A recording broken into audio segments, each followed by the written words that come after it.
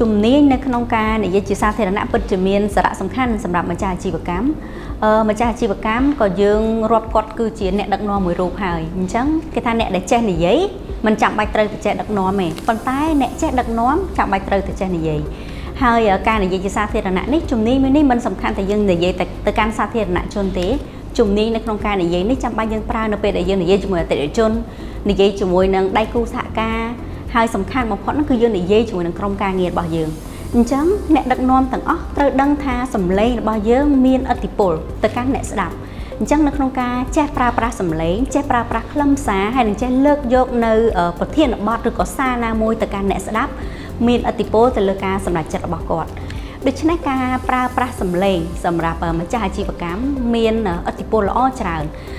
អ្នកដែលគាត់ស្ដាប់គាត់អាចសម្រេចចិត្តថាគាត់ជឿទៅលើយើងចាចង់ទិញផលិតផលយើងចង់ធ្វើការជាមួយយើងឬមួយក៏គាត់សម្រេចចិត្តថាគាត់ជាអ្នកតាមដានឬក៏ជា follower យើងមួយក៏អត់អញ្ចឹងខ្ញុំគិតថាដើម្បីឲ្យម្ចាស់អាជីវកម្មគាត់អាចអនុវត្តនៅជំនាញនិយាយជាសាធារណៈបានល្អ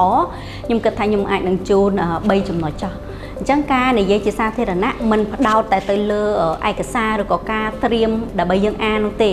អញ្ចឹងផ្ដោតសំខាន់ទី1គឺជ្រើសរើសសារជ្រើសរើសប្រធានបទការនិយាយម្ដងមិនគួរណាមានប្រធានបទច្រើនពេកទេអាចជ្រើសរើសតែ1ឬក៏តែ2ក៏បានដែរដើម្បីលើកយកមកនិយាយ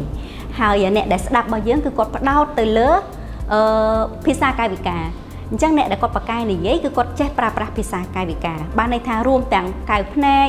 ចាទាំងការដើរទៅវិញទៅមកការលើកដាក់សម្លេងការបង្ហាញនៅកាយវិការទាំងដៃទាំងជើងរបស់យើងណាចាយើងប្រើប្រាស់នៅពេលដែលយើងនិយាយដូចគ្នា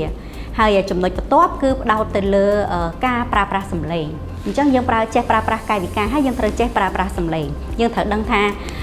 ពេលមួយហ្នឹងយើងនិយាយនៅក្នុងកម្មវិធីបើកអីមួយឬក៏ពេលហ្នឹងយើងត្រូវការដោះស្រាយបញ្ហាអីមួយឬក៏ពេលហ្នឹងយើងត្រូវការចែករំលែកឬក៏លើកទឹកចិត្តអីមួយអញ្ចឹងវិធីសាស្ត្រនៅក្នុងការប្រើប្រាស់សម្លេងវាមានឡើងវាមានចុះវាមានស្មើទៅតាមប្រធានបទដែលយើងជ្រើសរើស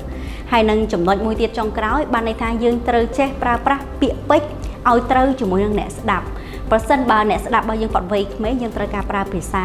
រៀងក្មេងសាមញ្ញធម្មតាកុំឲ្យវាជ្រៅពេកអញ្ចឹងប្រសិនបើយើងនិយាយទៅកាន់ដៃគូសហការឬក៏ម្ចាស់អាជីវកម្មដូចគ្នាវាទាមទារឲ្យយើងចេះប្រើប្រាស់ពាក្យពេចន៍បច្ចេកទេសមួយចំនួនរៀងស៊ីជម្រៅរៀងវិភាគរៀងដិតដល់បន្តិចអញ្ចឹងខ្ញុំគិតថាវិធីសាស្ត្រទាំងអស់នេះប្រហែលជាអាចជួយទៅដល់ម្ចាស់អាជីវកម្មហាត់ពុតហាត់រៀននៅក្នុងការអនុវត្តនៅជំនាញនិយាយជាសាធារណៈដែរចាអរគុណច្រើន